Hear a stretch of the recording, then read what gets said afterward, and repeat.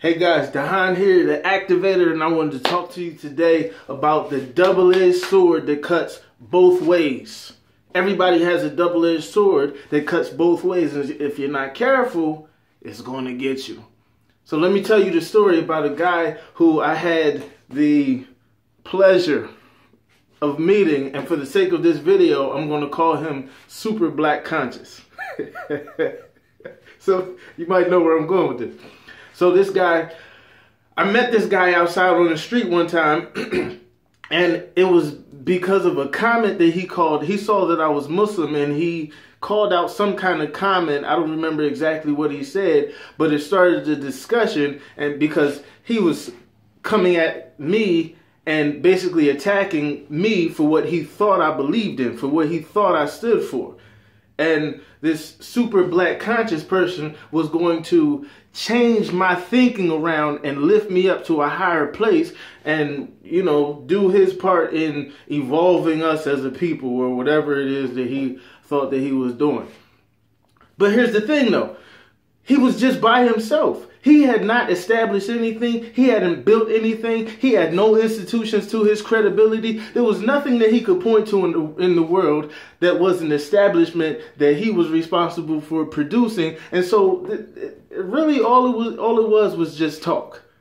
All it was just talk. So here's the double-edged sword. The double-edged sword is the people that you need, because in order to have a platform, in order to be relevant, you need to be lifted up by people. In order to rise up higher, you need people to lift you up. If you don't have people to lift you up, then you're just going to be like another super black conscious who all you're doing is just barking. It's like that little dog that is behind the fence that just barks. That just barks.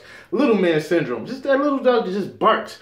It has no bite. It's not really relevant. It's just there making noise, useless. But when you have people to support you, when you have people to lift you up, when you have people to give you a platform, then all of a sudden it's not just noise.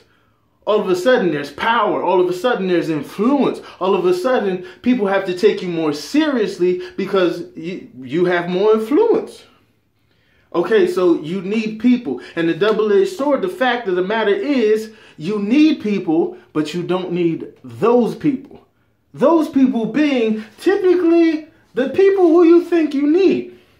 The people who are closest to you. You look around at the people who know you, and you think you know exactly how all of these people will be perfect for helping lift you up in your plan. You know exactly how all of these people could help you and why they would be good, how they would be good, what role they could play, but nobody's buying into your plan. Why? Because they know too much about you. They know too much about your weaknesses and your shortcomings and your flaws and the things that you've tried in the past, the things that you've been through. They know too much about you, and they don't believe this new side of you. They don't believe this new evolution of you. They don't believe the growth that's coming in you. They don't believe in the possibilities of what you stand for. All they see is what they've seen in the past. And so these are the people who know you. These are the people who are close to you, your family, your friends, your circle, the people who you grow up with in the community, in your neighborhood. These are the people who know you and who you feel like they will be perfect for helping you. And, you know, if y'all could just come together, y'all could all rise together. But everybody's stuck in the mold. People are stuck in the mindset, and people are not going to grow because people are too comfortable where they are, that they're not going to let you pull them out of their comfort zone so that they can go further. So you need people, but you don't need those people.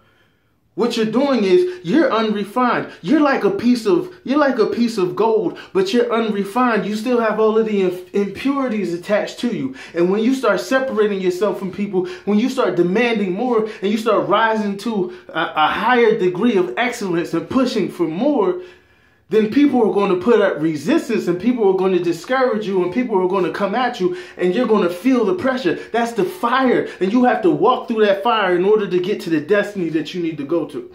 That fire is important. That fire that you feel, that fire is going to burn out the impurities in you. It's going to refine you. And when you come out at the end of that fire, you're going to realize how pure you were, how valuable you were just unto yourself. And it doesn't matter what other people think. It doesn't matter how other people perceive you, because you recognize the value of you. And if they can't perceive you, so what? You don't need them.